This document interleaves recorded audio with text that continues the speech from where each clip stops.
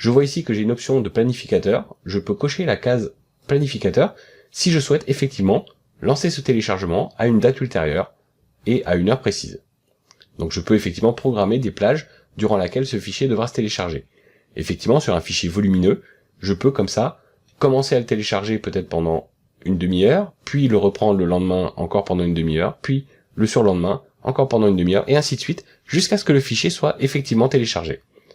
Pour ma part, je ne veux pas lancer une planification, je veux le télécharger immédiatement.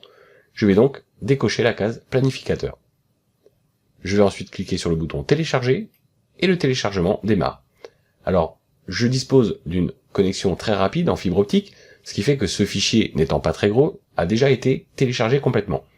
Mais je peux effectivement cliquer avec le bouton droit maintenant sur cette option et afficher dans un dossier.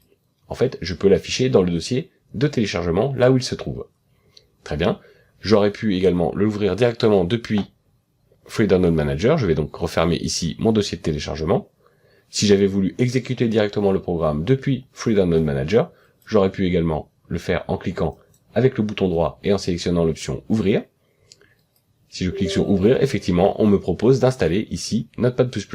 Je ne vais pas le faire, ce n'est pas l'objet de cette vidéo. Et je vais procéder à un autre téléchargement d'un fichier un petit peu plus volumineux qui va me permettre de vous montrer ce qui se passe pendant un téléchargement un peu plus long. Je vais à nouveau cliquer sur la croix pour fermer Free Download Manager.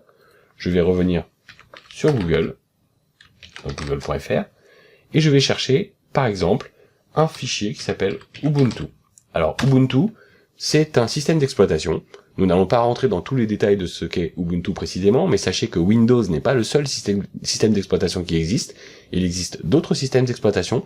En l'occurrence, il y en a un qui s'appelle Linux, et Linux dispose de plusieurs variantes. Ubuntu est l'une des variantes les plus connues de Linux.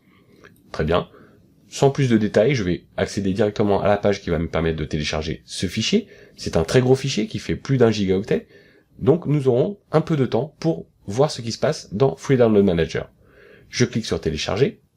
Là encore, on me propose de le télécharger dans mon dossier de téléchargement. Très bien. Le nom du fichier me convient. Je le conserve. Je vois ici que la taille du fichier est de 1,48 gigaoctets, ce qui me laisse effectivement le temps de vous montrer quelques petites choses supplémentaires. Je vais donc cliquer sur télécharger. Le téléchargement démarre. Et vous voyez effectivement que je l'ai dans ma liste et qu'il avance progressivement. Je suis déjà à 3%. J'ai une estimation du temps restant pour télécharger ce fichier qui est d'environ 3 minutes 40. Très bien. Je vois que la vitesse de téléchargement est de 6,3 mégaoctets par seconde. Et si j'avais plusieurs téléchargements simultanés, eh bien je pourrais également définir ici sa priorité.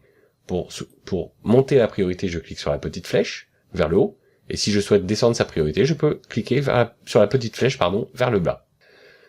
Je peux également mettre en pause ce téléchargement en cliquant ici sur la petite icône de pause. Donc si je clique ici, le téléchargement est en pause, il est arrêté, je peux continuer à utiliser mon ordinateur et revenir un peu plus tard pour relancer ici le téléchargement. Donc je clique relancer le téléchargement. J'ai exactement les mêmes options en haut qui me permettent de mettre en pause ou de relancer un téléchargement.